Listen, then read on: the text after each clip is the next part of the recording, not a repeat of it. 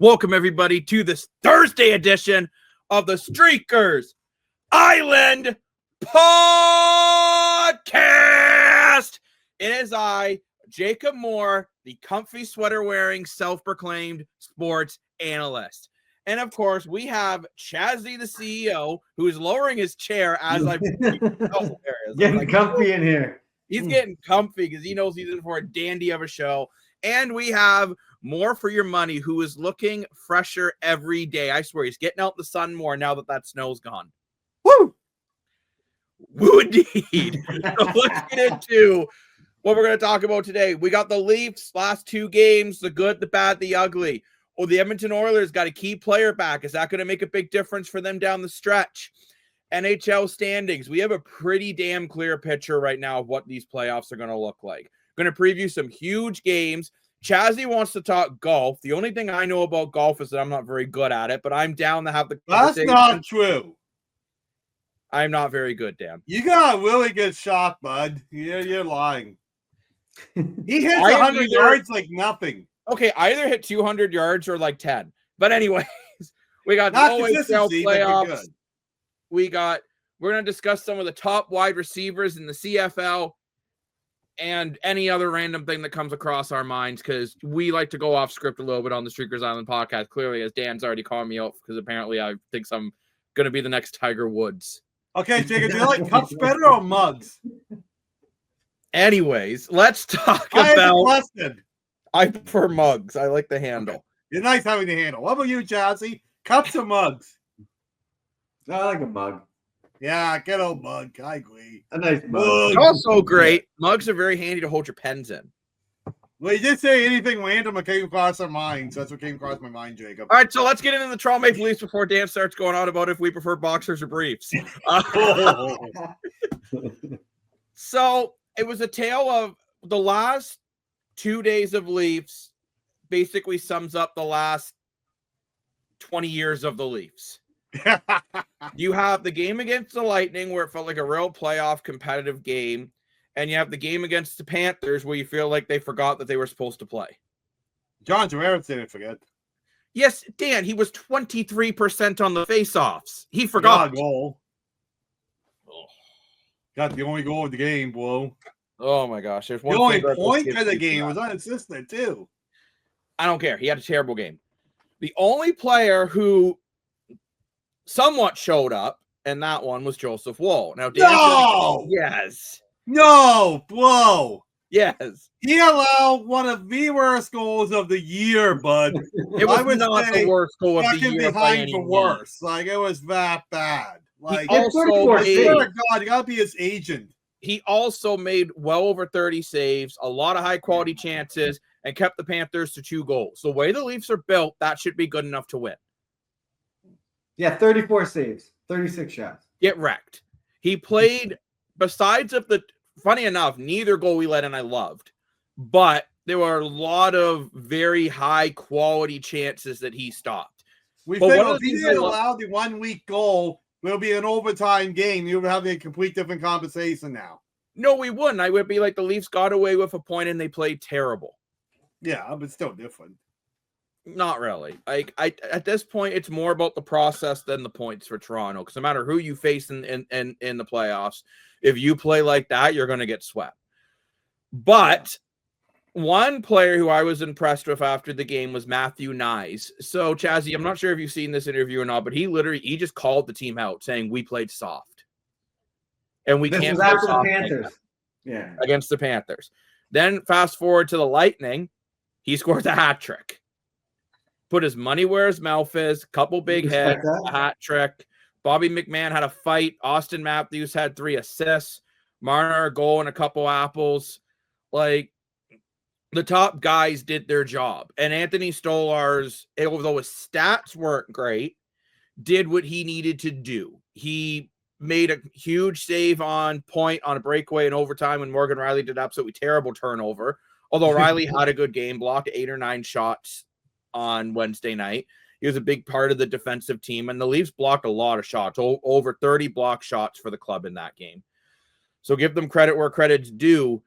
But Dan, how would you describe the last 2 games for Toronto? You had one game where they played great, another game where they decided not to show up. How do you feel about going into the playoffs? 4 games away. I think you summed it up perfect, bud. I think it's been last 20 years of Maple Leaf fans. You know, they're very, very inconsistent. But I do gotta say, I give Knives so much credit for being a young guy and being a young guy at dressing room, and he's still stepping up and calling them out. I gotta give him huge props of that. And even the Florida game, I can't say it was that bad. Like, you're talking, Jacob, they allowed 7 goals. Like, they only allowed 2 goals. It wasn't that bad of a game. You know what? Circus is missing. They played boring. Don't get me wrong. It was a boring game. They played terrible. They put 17 shots on net. Matthews had 1 shot. Marner had none. Nylander had none. Tavares had 1. They played boring. It was terrible. A boring game. It was a boring They played absolutely terrible.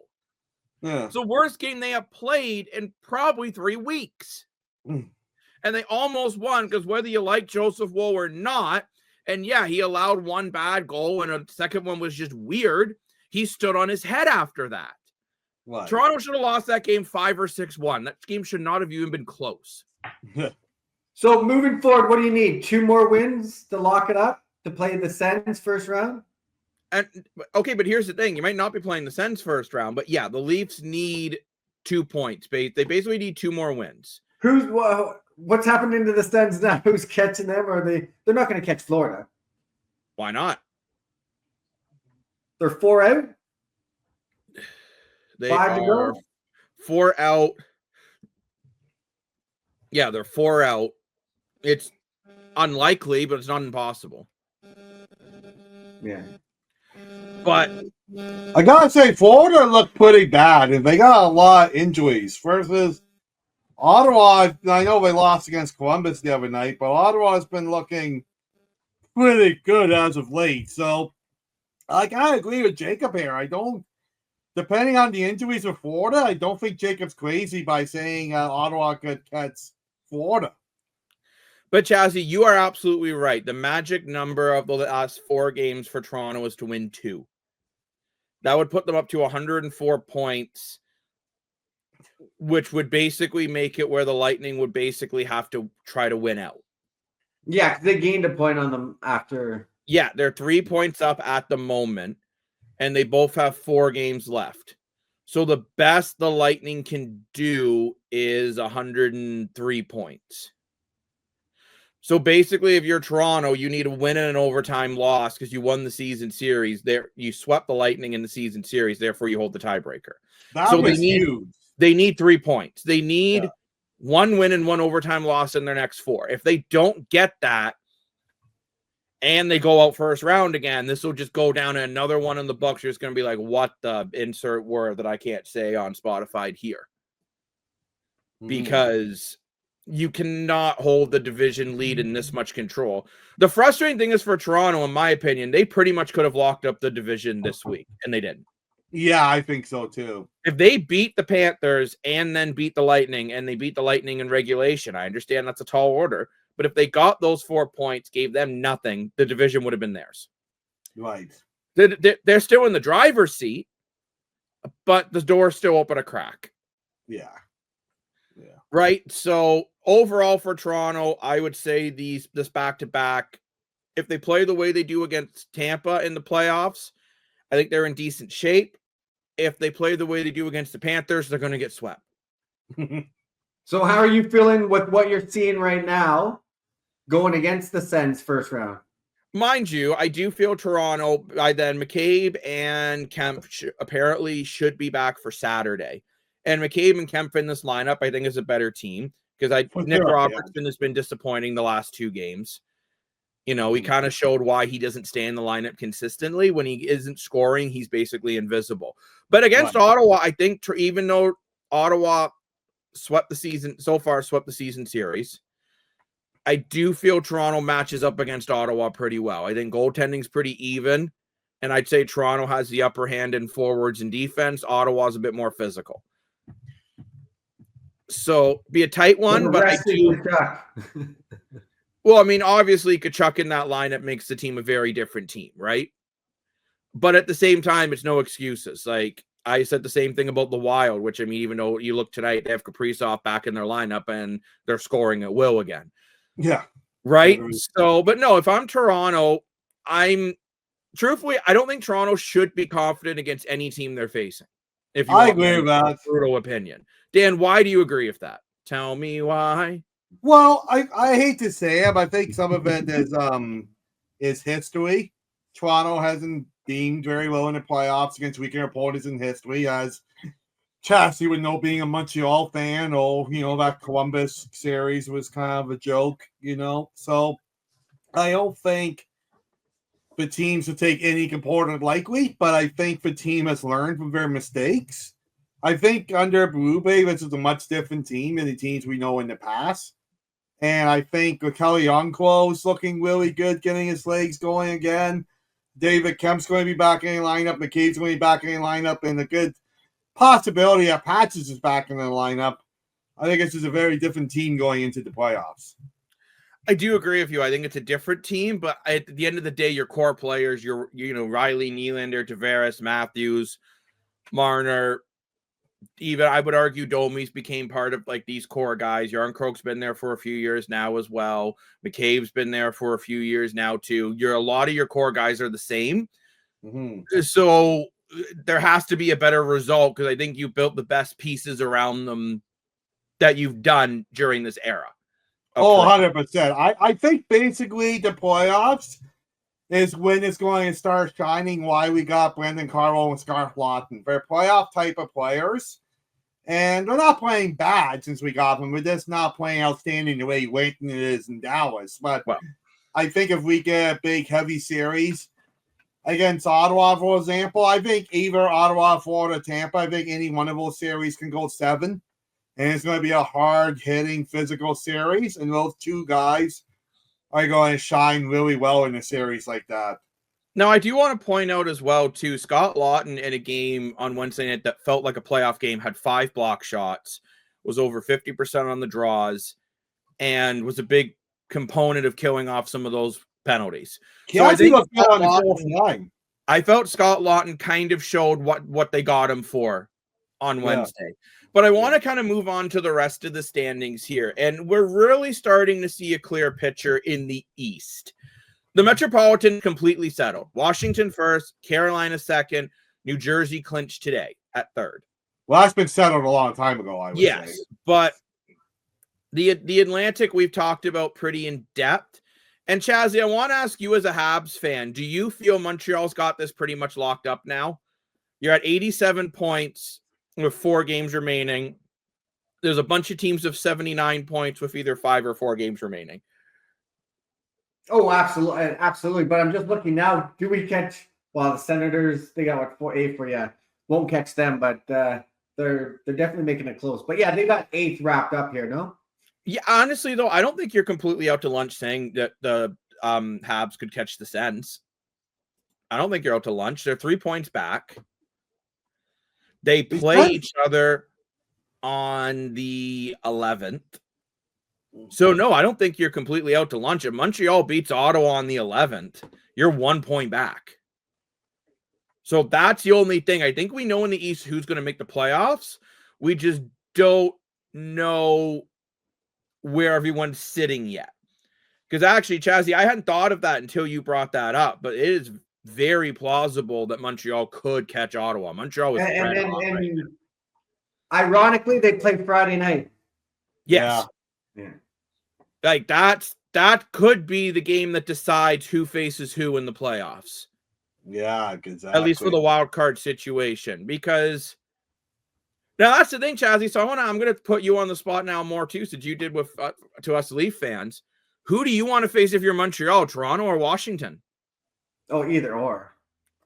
That's not an answer. You're going to play but either or, but because they're going to play the underdog role because of the dominance Washington's had all year and just the rivalry with Toronto. So it could be it's an any given team series at this point.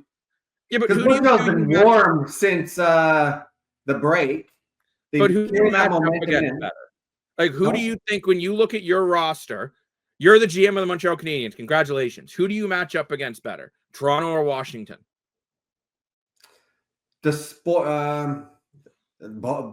but I'd say Toronto. I would say Toronto more because the one won the rivalry, and two, they can just keep up and play that physical game and shut them down, right? Washington, they're a tricky team, right? So they just continuously win. It's crazy all year. They just you'd think they're gonna falter, and they just don't. So funny enough, I actually think you match up. I think Montreal matches up better against Washington. That's what I'm thinking Montreal's too. got more speed, and I think Washington has really overperformed this year, and I don't know if it's going to hold up in the playoffs. I'm just being honest here. I don't know if Ovechkin keep scoring at the same rate now that he's broken the record, like just straight up. We don't know. It was kind of like when Matthews was pushing so hard for 70, and mind you, it didn't happen, but it really threw off the whole mojo of the team. Is it going to do the same in Washington? I don't know. I think Montreal, I agree with you, Chazzy, they're the underdog either way, but I actually feel in a lot of ways they match up against Washington better, because I think Washington versus Montreal will be a pretty much free-for-all what the heck is defense. So, and I think Montreal's better at that than they would be against Toronto, where I think Toronto's got a much deeper defensive core than Washington.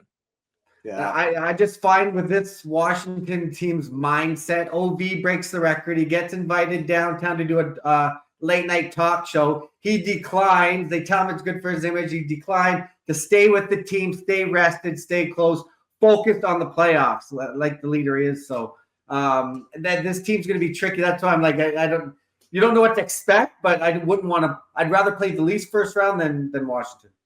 Fair enough.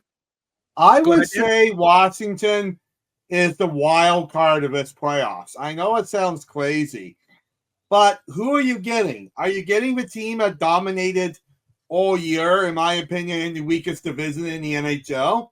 Or are you getting a team that got swept against the Rangers last year? You know, it's a much different team, I think, than last year. But not that much different, bud. They got Pierre-Luc Dubois and Jacob Chikrin, and what for goaltending has been the biggest. Yeah, I mean, those are your three major differences, right? And yeah, the younger players are a year older. Ovechkin's also a year older. And it's like what Jacob said. Now that Ovechkin has broken the record, it really depends on Ovi how badly he wants another Stanley Cup to his resume. Right. Because that's how you always compare Crosby versus Ovechkin. Ovechkin broke the record, but Crosby's got 3 cups. So that conversation is different. Ovechkin has 2 cups. And Ovechkin's coming back or not, you know? So I think Washington is the wild card of the playoffs because we don't know exactly what we're getting. I do agree with Jacob that the Maple Leafs have a much deeper defense core than Washington, because Washington has 3. Can't even say 3. Washington has 2 very good defensemen in Chikrin and Carlson. Don't forget, the third defenseman, Sundin, was the Maple Leafs' 7th defenseman, okay? And everyone's no disrespect to Roy and Van Riemsdyk. No disrespect to them, but they wouldn't make a defense core on some NHL teams like Toronto, for example. So, or Florida, or Tampa. Well, Florida. Well, or to be honest, or Montreal. They're only winning in Washington. No, I don't know. I think Washington could very well steamroller Montreal. I do. I just think that Montreal. I have Montreal so much respect, because as I mentioned before on this show, when we were practicing back in December, I was a clip of me laughing like crazy, saying Montreal is a pretender, and here they are making the playoffs, right? So what they've done is incredible. And I think Montreal's kind of a wild team too. So I think I'll be the series. That's the most wild series. Will we see a sweep, or will we see Montreal push it to 7? You know, we don't really know. That's what makes it really that exciting. I wanted to ask you guys, though, looking at as everyone's talking about who's the powerhouse in the East, I want to flip this a little bit.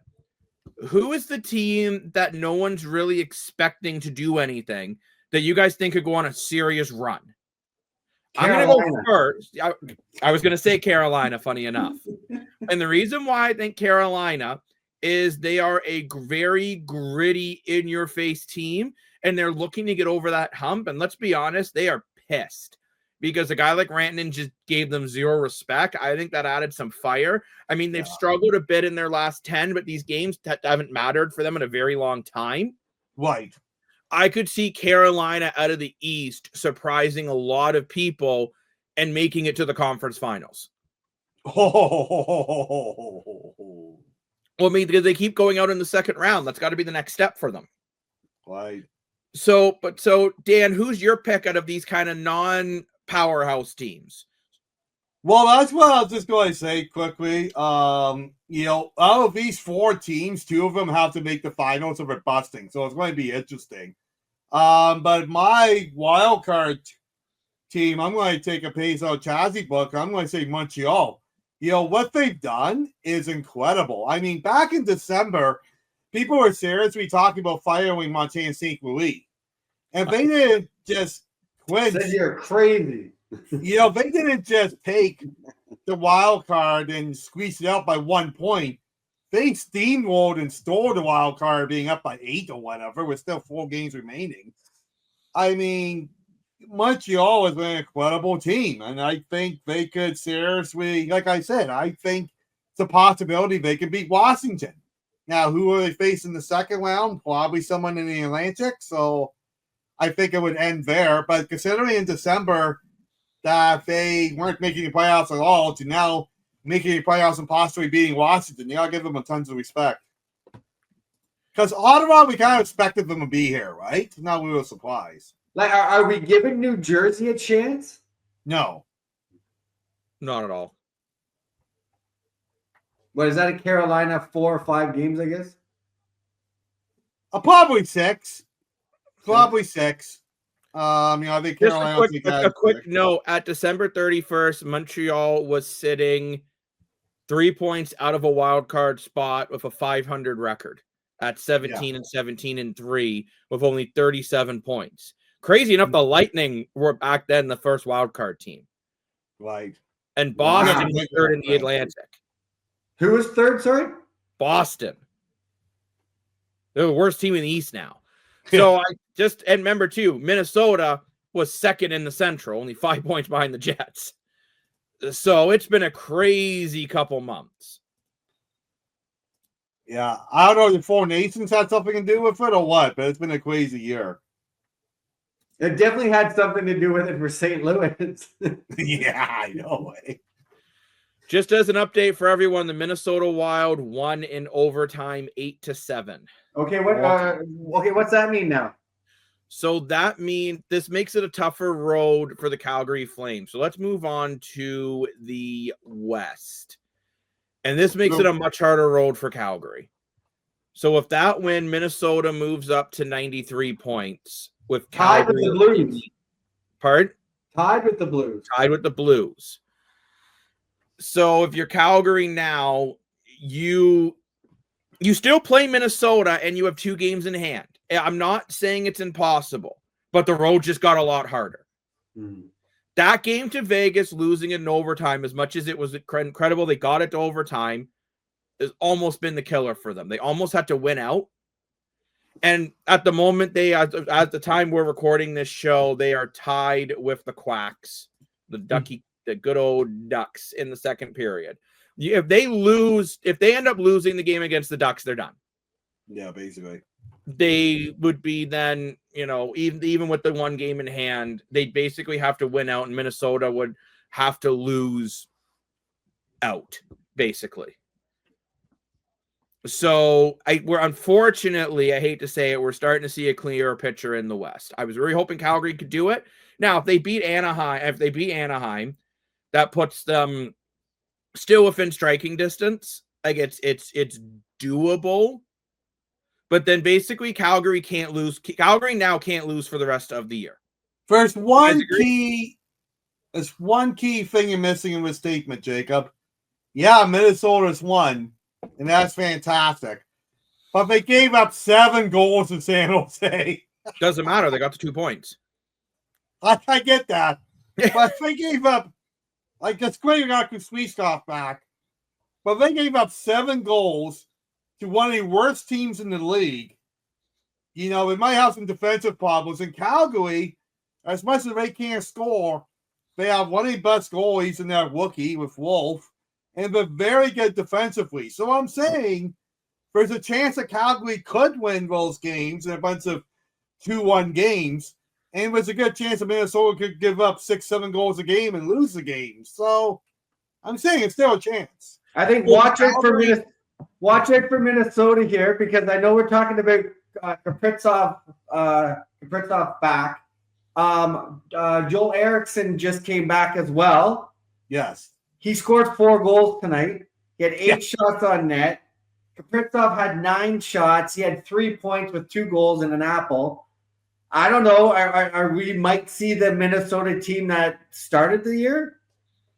Right, that's but true. as Dan pointed out, they can't in the playoffs. No, but I'm thinking going into the playoffs, no matter who they play here. Do they knock the Jets off? No, I don't see that. Depends. You got to remember, this team was only 5 points behind the Jets at January 1st. At the beginning, when they were healthy. Right, when this is a healthy club, and no disrespect to Marc-Andre Fleury, but he won't be your starter in the playoffs. It's going to be Gustafsson, who's been pretty sharp. Mm-hmm. I feel bad for Fleury because that was probably his last game in the NHL, and it doesn't look like it was a good one. Well, he got the W, so it's a W, and still the career Marc-Andre Fleury had, and he still might get in the playoffs. Who knows? It's been incredible, but for Calgary though, like they just have to do it, and for Minnesota, now if I'm a Wild fan, I'm feeling a little more. I'm feeling more confident with Kaprizov backs. If you beat Calgary on Friday, you're in. Yeah. Yes. You're in, because Vancouver mathematically in it, but they're not going to make it. Speaking of Vancouver, though, that comeback they made the other night. That is wild. That's why I'm wearing my sweater, right? I mean, also against Dallas of all teams. Yeah, they did the Jets a favor.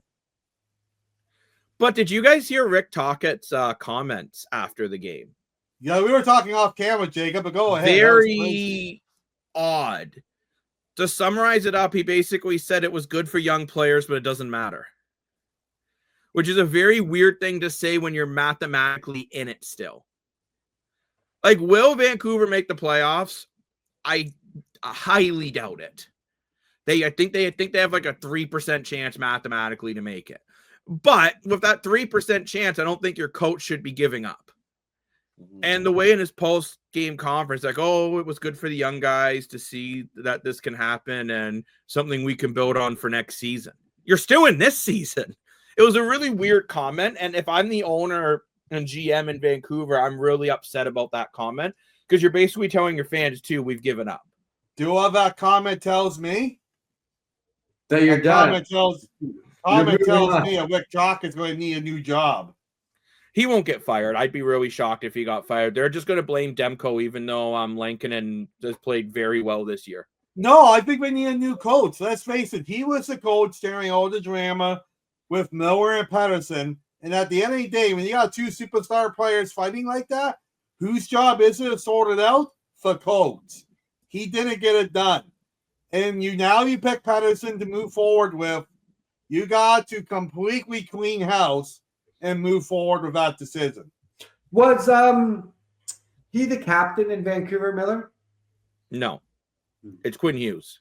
Yeah, but when Miller was there, was he an Apple? He had yes, he was an assistant. He was an Apple. He had the A.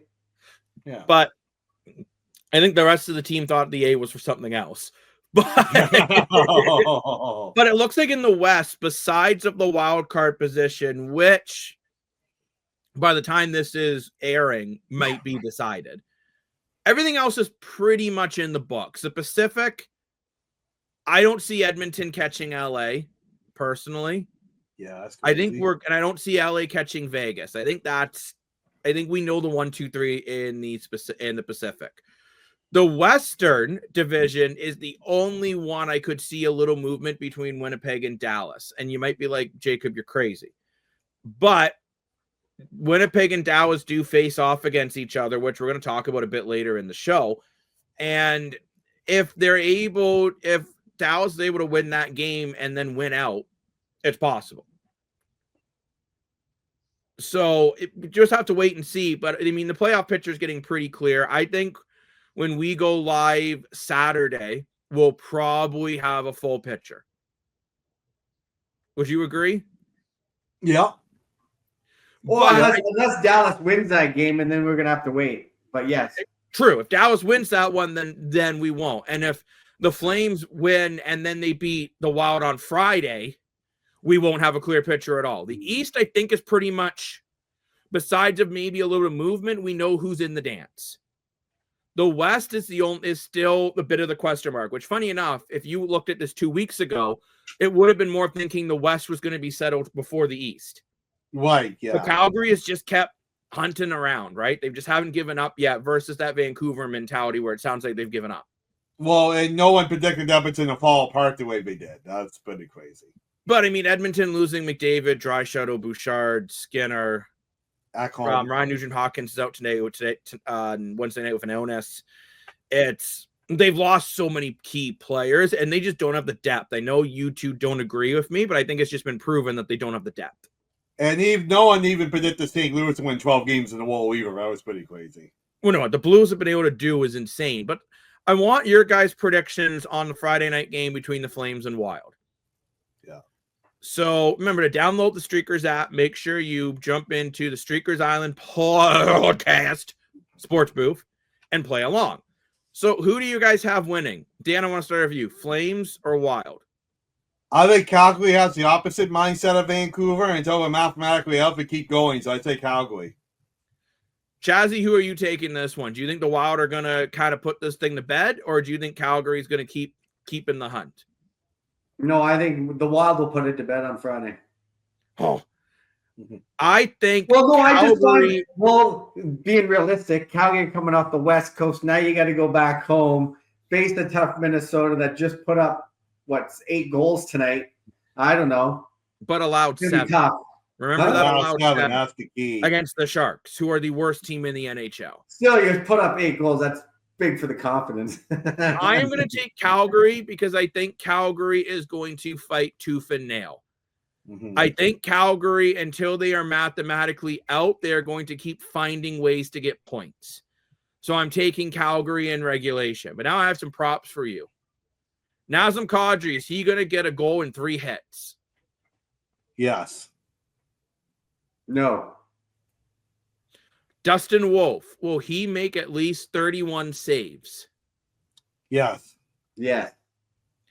I'm saying yes on that one as well. If you want to know what I thought on the Kadri's one, you got to play in the sports booth to find out my answer. Oh! The Minnesota Wild score 1 short-handed goal. Remember, Calgary's got one of the worst power plays in the league. No. I'm also going to say no because Minnesota's terrible defensively.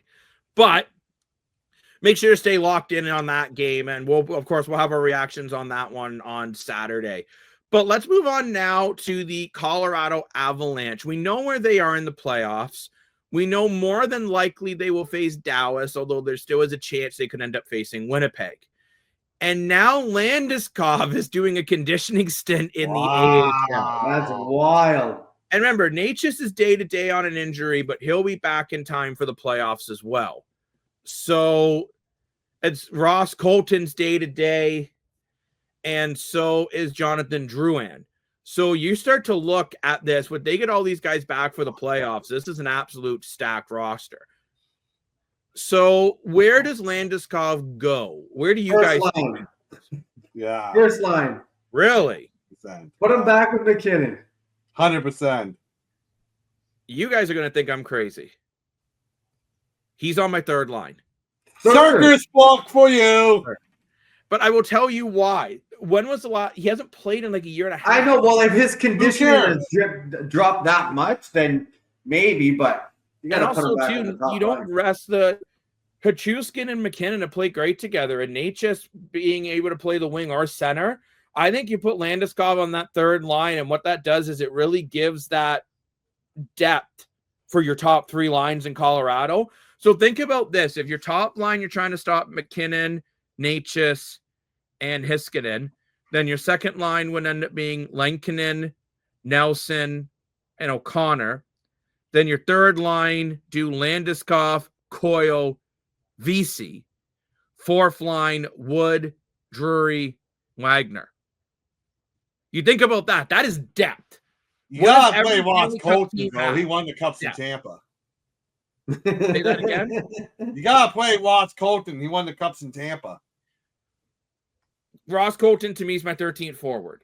Maybe I play him instead of Miles Wood or Parker Kelly. But yeah, that's what I would do. You look at that, if you are able to get that to work, and then the beautiful thing is you're down a goal with a minute left, you throw Landeskog out there on a top line and stack it. You run 4 forwards and Cale Makar, who's basically a forward, 30 goal scorer at the back end, first one to do that since Mike Green in 2009. And you are just adding depth that is incredible. And how do you defend that? Well, who do you put your better defenseman out? We gotta give Nathan McKinnon so much credit here. He's got 115 points without his 2 wingers, who's losing Rantanen and Landeskog. Right? I gotta give huge credit to him. But I mean, if you think so, like if you're Dallas, who do you focus? What line do you focus on stopping? Obviously, you have to put it on the McKinnon line. Yeah. But now you have the Brock Nelson line. That Brock Nelson is a playoff performer. And you have the third checking line of a guy like Landeskog, even if he's only at 80%. I think it's going to be hard to stop. I think that's why Colorado's going to go balanced, because I think they have the ability to do that in their lineup.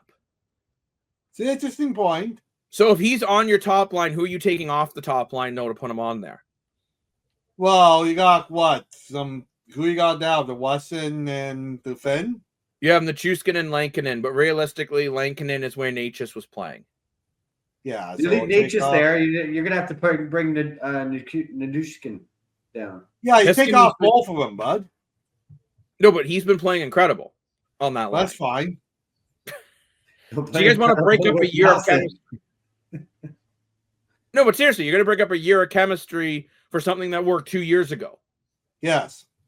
Okay, throw him on the second line and let him prove himself to play. But I could actually see him on the second line with Brock Nelson. I think that could have some success. Because Brock Nelson's a top line center in most NHL teams. Who would you move? Connor off of the second? Yeah, I'd take O'Connor. Sure. Well, then you'd have a second line of Lankinen, because Lankinen, if Nature's back, would be down to the second. Lankinen, Nelson, and Landeskog. Yeah. That line will be on almost. You'll have 2 lines that are basically unstoppable. Yeah, exactly. And then your third and fourth lines are just that much deeper, right? So if Landeskog can get through the conditioning stint feeling good, I think he can. But he doesn't have a lot of time. Because look who you're playing in the first round, so you don't have that much. Play 3 games in the conditioning stint before three games. Yeah. No, but I want to ask you guys though, since we're talking Colorado. Colorado's facing the Canucks coming up, and for Vancouver, I think at least the players still feel like they have a chance to make the playoffs. The way with that comeback. So who are you guys taking? Are you taking, and Dan, I'll start with you, are you taking the Avs, who really realistically have nothing to play for, or are you taking a desperate Vancouver team? I'm going off the board. I'm taking Vancouver. I have a really new respect for Quinn Hughes. I thought giving him the captaincy was kind of crazy considering he's so young, but after seeing how he faced all the drama with the 2 power forwards, and how he said he was more focused on winning the Cup of Vancouver and winning the 4 Nations with America. He was a big part of that biggest comeback in NHL history, getting 3 goals in the minute. This guy's a real deal. He's just not a cute offensive defenseman. He is now a franchise player. And I think he's going to take the franchise and he's going to beat Colorado. I really do. So, Chazzy, who are you taking here? Are you buying into the Kool-Aid Dan's drinking on Quinn Hughes? Or do you think Colorado, as much as this game doesn't matter to them, because it realistically doesn't, they can't really move up, they can't really move down? When I was a kid, I wasn't allowed to put the sugar in with the packages of Oh. So, no, I'm the Avs. The Avs are going to start rolling here. This is their third last game. I think they'll and they just came off a big win against the Knights, and they're at home. I'm taking Vancouver for the same reasons Dan did. I think Vancouver is just hungrier. I think Colorado may come into this game half asleep because I don't think they need to tune up as much as this is a group that's had a lot of playoff success. Like, so, but I have some props for you. More than likely, Demko will be starting, but we'll say either Demko or Lincoln, and depending on who's in net. I would assume Vancouver, you're desperate. You're going to go with your horse in net. Do you think Demko's going to make at least 30 saves? Yes. Yes. I'll say yes to that one too. Avalanche scoring 2 power play goals. No. Yes. Will the Canucks block at least 20 shots? Yes. No. Again, for my answers on that, you're going to need to go into that sports booth and find out on the Streakers app. And we have an exciting new feature coming to make it so much easier to play the app. So it is coming down the line. Yes. Oh, it's crazy. It's gonna. I hear it's a little swipey swipe. A little slide. But there's not just NHL playoffs going on. We have OHL playoffs going on. And whenever we talk OHL, we need to call Bry Pup so he can let us know who we should be watching out for. And Dan, you may want to go get yourself a drink for his comments. Bry Pup here, and the second round of the OHL playoffs start on Thursday. And the series I'm most excited about is 71 goal scorer Nick Larders and the Brantford Bulldogs taking on Winnipeg's first round pick Kobe Barlow and the Oshawa Generals. Should be a very fast-paced, high-scoring series that would probably go 7 games. And more for your money, I'm not sure about your pick of the London Knights making it to the Memorial Cup.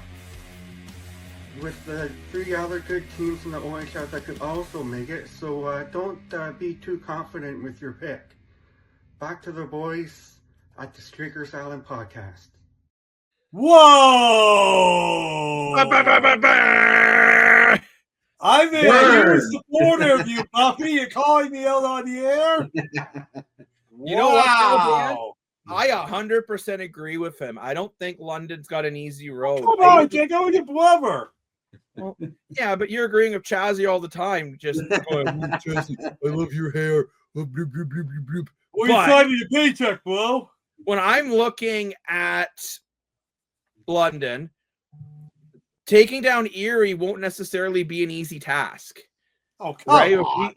If we look at the standings, the Erie Otters finished, I believe, towards the top.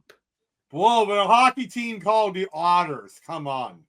The Erie Otters fully finished 5th. London finished 1st. But I honestly feel the Erie Otters have a shot.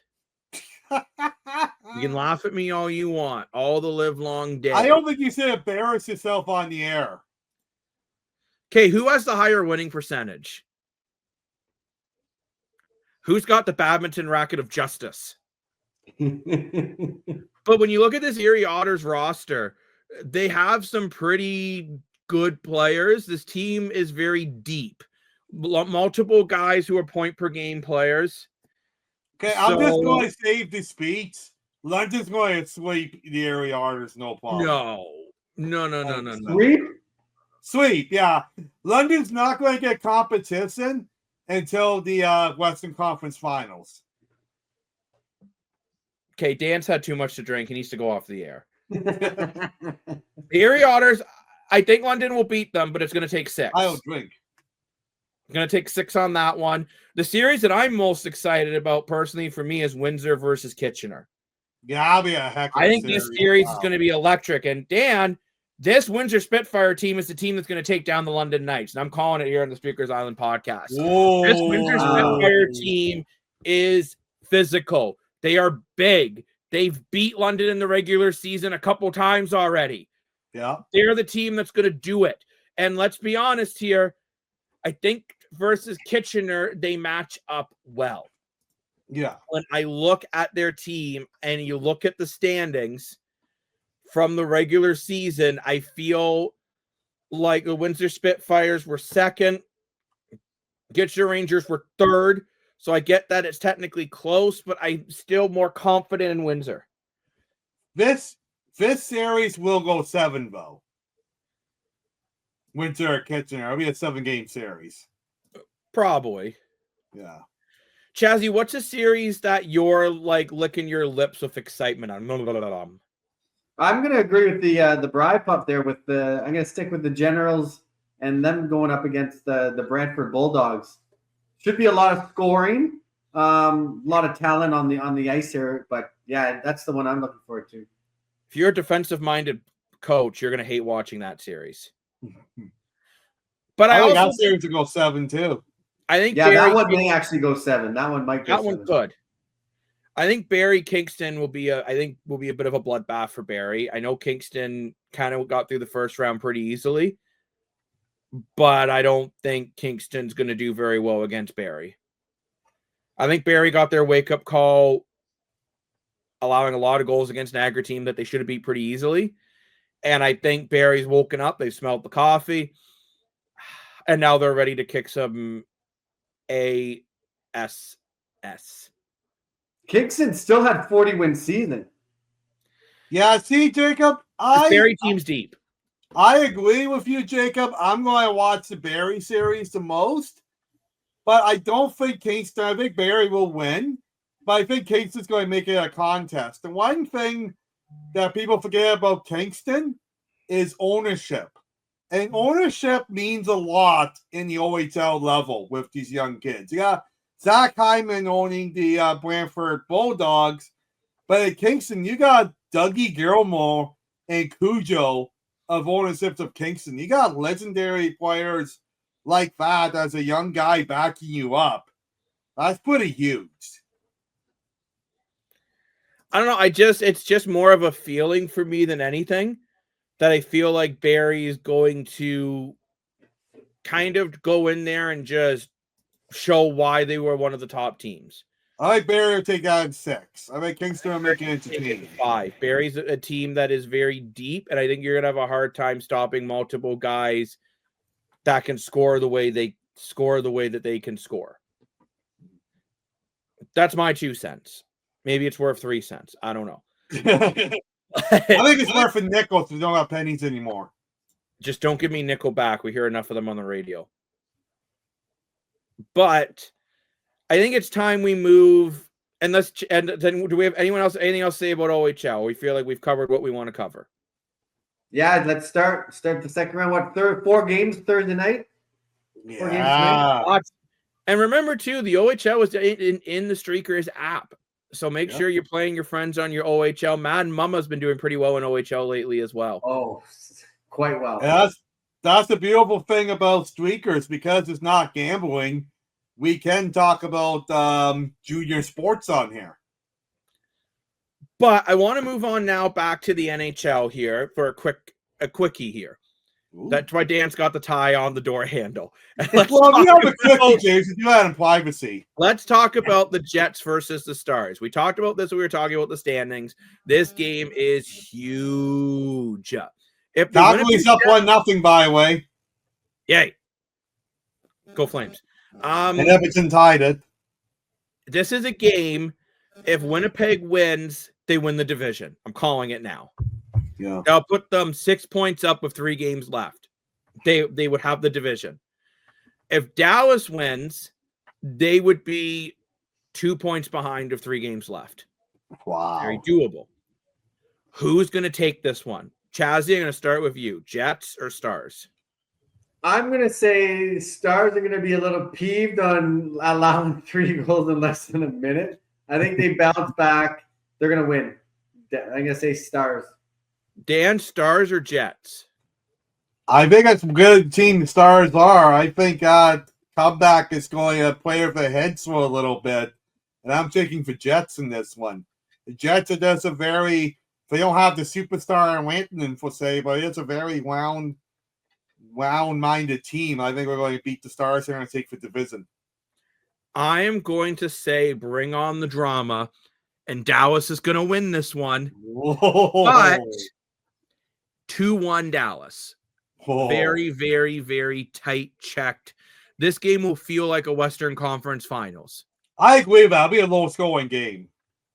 Now, now let's get into some of our props. Will the Dallas Stars get at least 30 shots on net? No. Yes. I said yes to that one. Will the Jets score in the first 8 minutes of the second period? I love making these own props. I can pick really weird times. Yeah. And anyone can do this, too. Anyone can hop on the Streakers app, and regardless if your kids' junior sports, your men's league at night, or your e-gaming, you can do your own custom props of this thing. So it's pretty incredible. Now answer my custom prop. I'm going to say yes. Really get it done. I'm going to say yes. I'm not going to tell you. Oh, Yeah. You got to get in the booth. Will Hellebuck get a shutout? You already know my answer is no, because I said a 2-1 game. No. We all agree on that. So remember, again, download Streakers app, get in there, all your national, international, and local sports. Well, you know, there's more than just one sport in the world. And as much as I'm holding a badminton racket, maybe I should put on my baseball glove. And let's talk about the way too early to care MLB April standings. Who cares about October baseball? We're talking about April baseball here. Exactly. And right now, the Blue Jays are the second best team in the American League. Oh, 91 to go. 98 wins. Woo! You have a bright future ahead of you the next 14 years. With that Vladdy contract. And I will say, though, the team has looked more confident since the Vladdy deal. I'm just going to stay right away. I don't see the Jays winning the American League as much as they're doing it right now. I think it's great that they're doing it right now. Getting wins in April can make a big difference in September. But at least I will say the Jays starting pitching is looking good. The bullpen's still an issue. The Yankees, considering how many runs they're hitting in, their record at 7-5 is nothing spectacular. Yeah, that's true. Like, are we maybe seeing this torpedo bat's not as big of a thing as we thought it was going to be? Yeah, I think so. And then we got the Red Sox sitting at 6-7, Rays 5-6, Orioles, who the Jays play next after the Red Sox, at 5-8. So I don't really think anyone in the AL is really running away with it by any means. And there's no team that's really grabbed the ball by the horns and just kind of taken over. But I don't know. The Dodgers. Well, yeah. I mean, we look at the Dodgers in the West, and you know they've been unbelievable. Actually, too, the Texas Rangers are having a really nice start. And then we look at the National, kind of a similar thing. Actually, the Padres are a big surprise. They are a perfect 7-0 at home, 10-3. Yeah. So there's one. Actually, yeah, the National League right now is looking, and the National League West is looking to be the most dominant at the moment. Doesn't mean they will be by the end of the year, obviously, because again, it's the way too early to care standing checkup. But watch out for the Padres. Are you guys surprised? I'm very surprised the Padres are this good so far. No, they've been sort of catching momentum for the last couple of years now. So you expected them to be 10-3 in their first 13? Absolutely. If you look at that lineup, yeah, they got some studs on that lineup. And they're all about, if you go to San Diego, they're all about beating the Dodgers. Oh, yeah. It's all about beating the Dodgers. Which is going to be tough with the Dodgers at 10-4, and they're also perfect at home so far. They got a huge fan base in San Diego. Don't forget, San Diego, the city, has over 1 million people. And baseball is really the only major league sport. Like, they got a lacrosse team, too. But Fair City really backs up their baseball team. So they get the money and they spend that money. So they're a great club. They have a great ballpark. They do, yeah. I will say that's one thing I think Toronto's done a good job with as well. Though I think they've really improved their atmosphere at the ball game, which is why we are starting to see more fans there. It will be interesting, though, and maybe I should have brought this up during the Leafs talk. I'm just going to bring it up now because I feel like it. When we were watching the Panthers game, there was not nearly as many people there as what there usually is, and there wasn't nearly as many Leaf fans as normal. You do wonder, with the political climate and less Canadians going to the States, are we going to start to see less, and we might see this for the Jays too, less Jays fans in other ballparks? Because there's some ballparks, like when you go to, there's a game in Seattle, it's like 50-50. Or maybe we're not going to see that this year. Well, I don't think this whole critical climate is going to last forever. I think it's going to get calm in the next few months. I can't survive going forever. I get what they were thinking, but it's been proven it doesn't work. So I don't think it's going to be like this in the next 4 years. We'll see. I just thought it was interesting when watching that game, and I'll be very curious to see when the Jays later down the road play the Mariners. What kind of crowd's there? A good fan of the show, Connor, was actually at the Florida game, and he sent me some pictures and video of the Florida arena. And now the crowd did pick up into the second period, but yeah, the Leaf fans were not there the way they normally are. So time will tell on that, but let's move on to the Jays and Orioles series. And as always, we like to talk about the first game of the series. I think the first game is the most telling game in a series. If you remember, the Jays started the year against the Orioles, and it was not good. They got slaughtered in most of the matchups. Very glad I didn't spend my money to go watch them, forget that they're supposed to hit the ball and not just hit it in the ground. So they're playing them again, and as much as this is early in the season, I think this series is very important just to kind of be like, hey, that's the old Jays. This is the new Jays with some of the culture fixed, and we're going to get back rocking and rolling. Well, so Vladdy signed. If Vladdy signed, it sounds like they're working on a Bichette deal. So it sounds like the things are going in a better direction. And actually, Bichette was really good for the Jays on Wednesday night versus the Red Sox. That was a big game for him there, winning that one in the 11th inning. Has there been any numbers been thrown around for a Bichette contract? I haven't really heard anything. But that's something we'll have to look into, and maybe we can talk about that more on Saturday about what we're thinking for Bichette. But who do you guys have taking game one of that mini series, Jays or Orioles? Chazzy? I'm gonna go with the Jays. I'm gonna stick with the Jays. Jays. I'm also saying Jays. What are you thinking, Dan? Well, sorry to make it boring, but I'm going with the Jays too. I think the fact that they signed Vladdy is not just great for Vladdy, it gives the confidence to the whole team that this ownership's willing to spend money. So I say Vladdy. So then let's get into some of our custom props here. Will Bo Bichette get 2 hits and 1 RBI? I'm going to say yes. I'm going to say yes. I think I originally said no, but I'm going to change my mind to yes. I think he's. You actually originally said yes. You said yes to the dress. Okay. Yes. I'm going to say no. Ooh. Will Vladdy Guerrero Jr., everyone's favorite daddy, it's Vladdy, will he get 1 home run and 2 hits? Chazzy? Yeah. Oh, Dan. Okay, Dan. You said yes. Chazzy, I will say yes. I know. I'm going to say yes. Vladdy will go yard. I'm not going to tell you. I'm just going to keep going to that sports booth. And last but certainly not least, because I'd argue this is one of the more important things for the Jays, because we've seen in recent games when their starting pitchers can go at least 6, they have a lot more success. Although Lucas only let him go 5 1/4, which I think they could have let him go longer. But anyways, will the bullpen need to pitch at least 3 full innings to get a win? I'm going off the board and saying no. I think with starters like Gosman are looking better and better, and I think the starter is going to hit 7 innings. I'm going to say yes, because if I'm taking the Jays, they're going to need that 9th inning, so that'll be the 3rd. So, yes.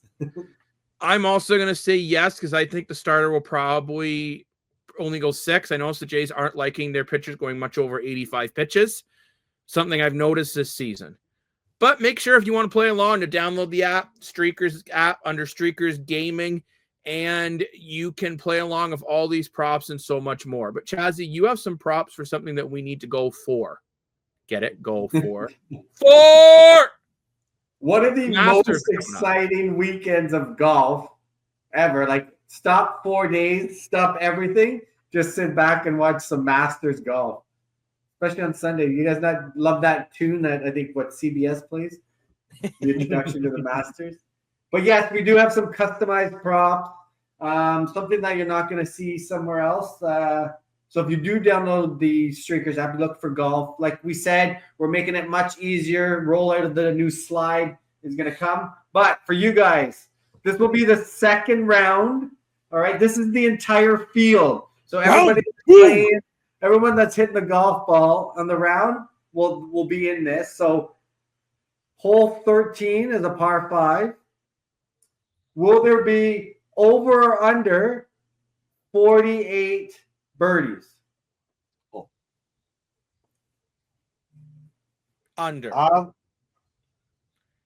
You said Par yes? 5, I think we're going to see more just pars. More par? More? I'm going to say no. We said over or under. You can't just say no. Oh, okay. When So you're saying under like my underpants. You're saying no. Okay. Yeah. All right, next one. So hole 1, it's a par 4. Will there be more pars than bogeys? On hole 1, it's a par 4. Yeah, I think it'll be more pars than bogeys. I don't know why. I think everyone's going to suck. I think it's going to be more bogeys. I think they're going to have too many soda pops going into the first hole.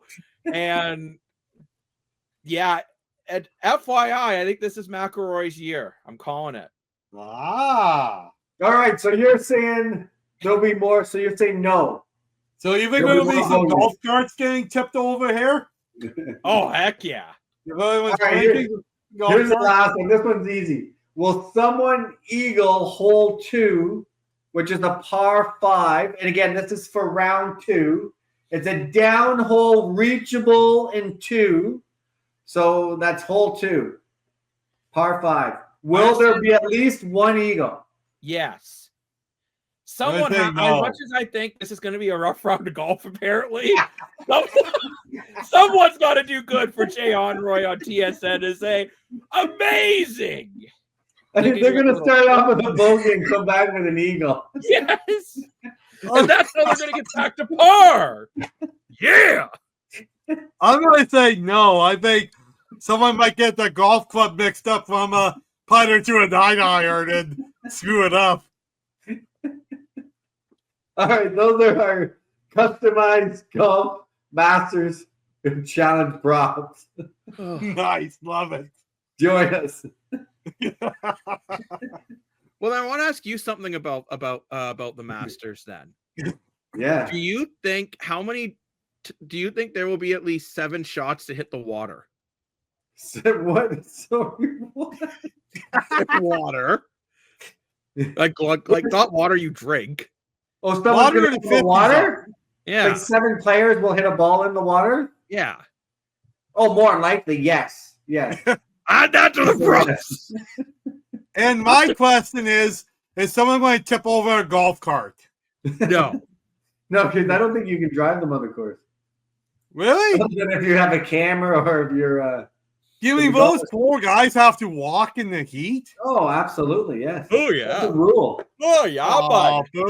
That's they're trying to be there was an exemption, or I don't know what all played out when Tiger hurt his ankle, and he was going to do a cart, but I don't know what happened with that. I don't think he wanted it or whatever, but there is a rule that you can't use a cart in the PGA. Wow, interesting. Okay. Learn something new every day. Those 6,000-7,000 yards. But so yes, enjoy the Masters, everyone, and I guess if we're going live on Saturday, we'll check in to see who's making the weekend cut, and we'll see if Dan being positive that they're going to be good golfers or they could all suck. All the bogeys. Positive mindset, the Iron mindset. Everyone's great at golf. So let's move on to the CFL. We haven't talked about the CFL in a bit, but we're under 2 months away until opening week. I'm surprised they call it the Masters still. Preseason starts next month. best receiving core. Dan, who do you think is the best receiving core in the CFL going into this season? Oh, or at least the biggest weapons. Well,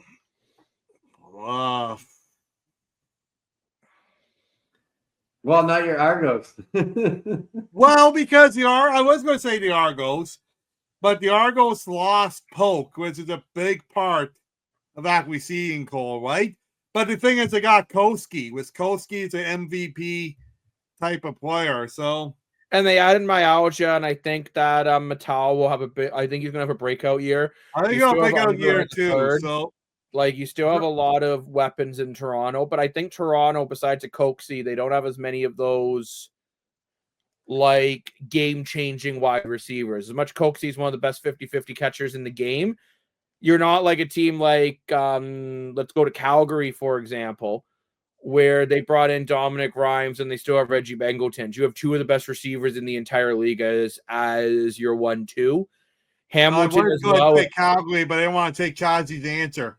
Oh, he doesn't have his cowboy hat on, so it's okay. But you could also go Hamilton with Kenny Lawler and Tim White. Yeah, that's a good one too. Plus Bo Levi Mitchell at QB. Toronto's probably one of the deeper wide receivers, but I don't know if they have the best big play ability receivers, because I think Mackay Polk was your big number 2 there. And as you said, he's gone. I was going to say the Argos, I think they have the best running game in the CFL. I think Winnipeg's got the best running back, but I think the Argos have the overall best running team. Yeah, I agree with that. So I would say no, the Argos are wide receivers because of that. I think Winnipeg's wide receivers, I think losing Kenny Lawler and Drew Wolodarski is really going to hurt them. It's a new era wide receiver there. Yeah, that's crazy. And it'll be interesting to see. So I'm not picking Winnipeg. BC probably has the best wide receiver core. You look at Justin McInnes, then they still have Hatcher. Like, they just have a lot of depth at that position. Now, it'll be interesting to see if Nathan Rourke, who admitted that the drama of him coming back certainly hurt the team. He admitted that in an interview on Third Down Nation. So it'll be interesting to see how that goes this year. But I would say BC and maybe even Ottawa. Where did you have BC placing this year? Oh, I said they're going to be one of the worst teams in the league, but they have one of the best receiving cores. But yeah, I still think it's Calgary. The receiving core needs the quarterback to make the throw. And BC, for me, it depends. If Nathan Rourke is the way Nathan Rourke was 3 years ago, they'll be fighting for top in the West. If he's the Nathan Rourke they had last season, they'll be in the basement with I don't even know, because I think the West is pretty stacked, but probably with Edmonton. So what's holding them back from throwing to these guys? Because we just don't know. Okay, how do I put this? So pitcher, you don't know if you're getting Tom Brady or Daniel Jones throwing the ball each time the guy drops back. That's BC's dilemma. We don't know what Nathan Rourke we're getting. Are you getting MOP caliber Nathan Rourke, or are you getting Nathan Rourke that will throw more interceptions and touchdowns every night? And they don't have Vernon Adams Jr. anymore backing him up that can go in there and steal the show. It'll be interesting to see with BC, but that's what holds me out on them. I think they have a great receiver core. It just depends if Nathan Rourke can get the ball to them. I feel like Calgary's got the best receiving core. I think they went out and spent the money on getting Vernon Adams Jr. and they gave him the right tools to work with. So I still say Calgary. And I hate to say it, Hamilton's right up there too. In Hamilton, yeah. And Ottawa bringing in Eugene Lewis, and they already had Justin Hardy. Yeah, that's true. But losing Ackland really sucks to retirement for Ottawa.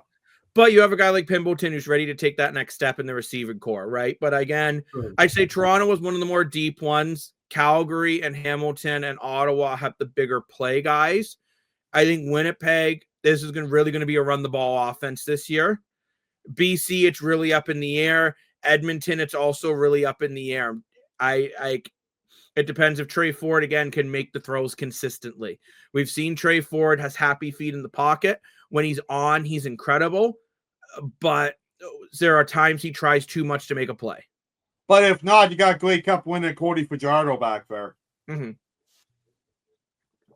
But yeah, it's going to be very interesting. Make sure you stay locked here because we're going to have lots on the CFL. We haven't been talking as much about the CFL lately just because CFL news has been very quiet. But going into so crazy. The numbers you shared earlier to us in the White Room there, they seem to be pretty promising going into the season for the CFL under the new commish. So are you talking about the Grey Cup numbers I posted in our group chat? Numbers, yeah. So Dan, I'm not sure if you've seen these of course you've seen the group chat, you're in it, but if you've actually had a chance to really look at these numbers. Still waiting to find out what microwave Bry Pup has. We asked him that today in the group chat. Just in case you guys are wondering what the Streakers Island podcast talks about when it's not sports. So the Grey Cup, as Farhan Lalji tweeted out, generated $121.9 million in economy impact, which was the most in 10 years. Visitors spent $45.6 million, while over 540,000 people attended the 6-day festival, with over 50,000 people coming from out of town. Yeah. Wild. So just remember that when someone tries to tell you, well, the CFL doesn't matter. The CFL matters huge, right? And it brings in so much income to the cities and to the country. So especially this is the year, support the CFL, support local Canadian football. Yeah. It is a high-performance league. It is very fast, very exciting. But, Chazzy, thank you for bringing up those numbers I put in the group chat, and then I forgot to talk about them because I think those numbers are awesome to see. Part of that was obviously the Grey Cup being in Vancouver. That always helps because Vancouver is such a beautiful city.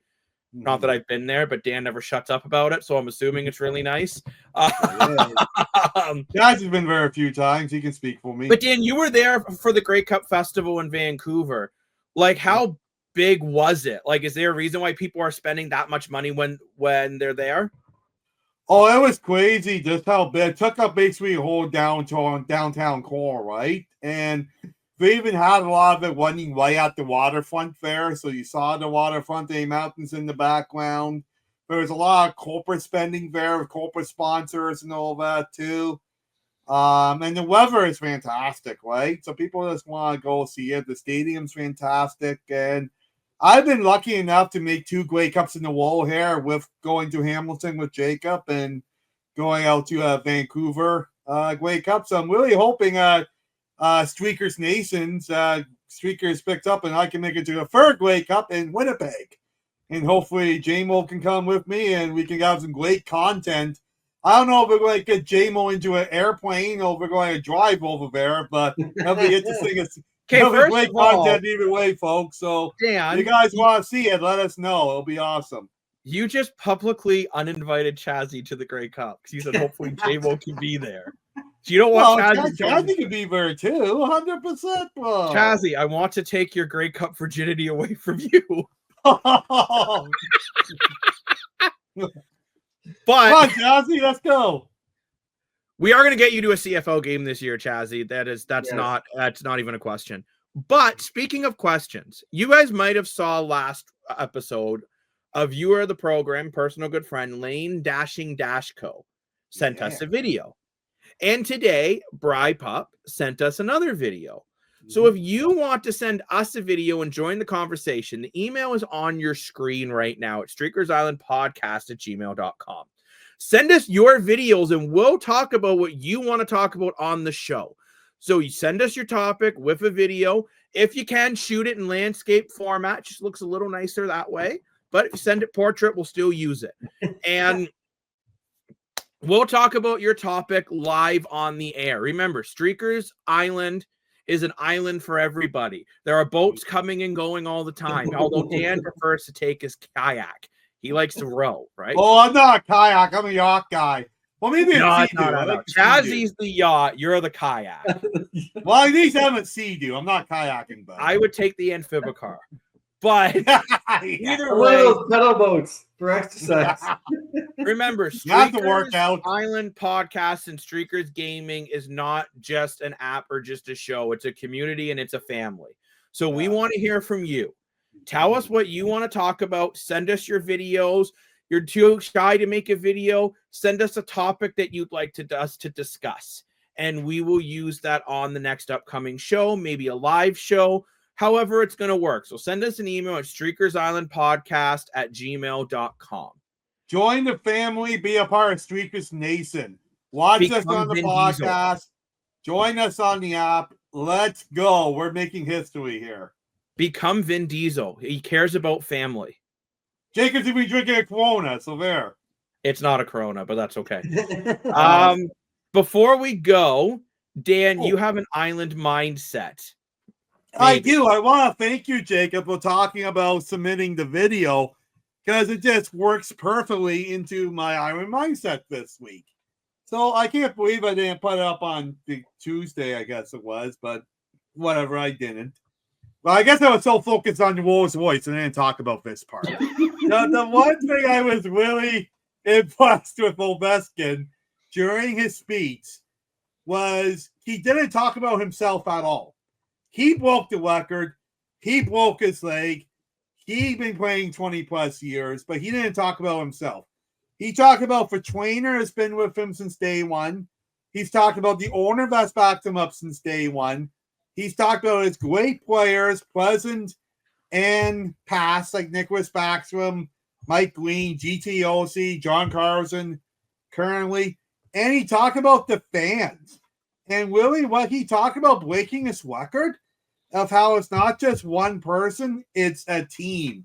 It's a team effort. And just like what Jacob was talking about us here with Streakers, it's a family. So my mindset today is regardless what record you're chasing or what accomplishment you're trying to do, yes, obviously you're the piece, you're the important part, but it's no I in team, and it really takes teamwork too. And when you put a great team together, like what Ovi did, you can accomplish anything. Like what we're doing here on Streakers, we're with the app technology we have and with the play along with us contact of the podcast, we're doing something different too. So with great teams and great leadership, anything can happen. Anything can happen when you download the Streakers app. But thank you very much for joining the Streakers Island podcast. Looking for more Streakers Island content? Make sure you follow us on all the social medias. Instagram, Facebook, TikTok, YouTube. Remember, these full video episodes get posted to our YouTube. So thank you very much for tuning in. We will be live how beautiful my blue eyes are on Saturday. At least Chazzy and I will be. Dan might be a busy beaver, but Chazzy and I will be there for you. We will stare into each other's eyes with love and passion. So I'll come with a mindset, I guess.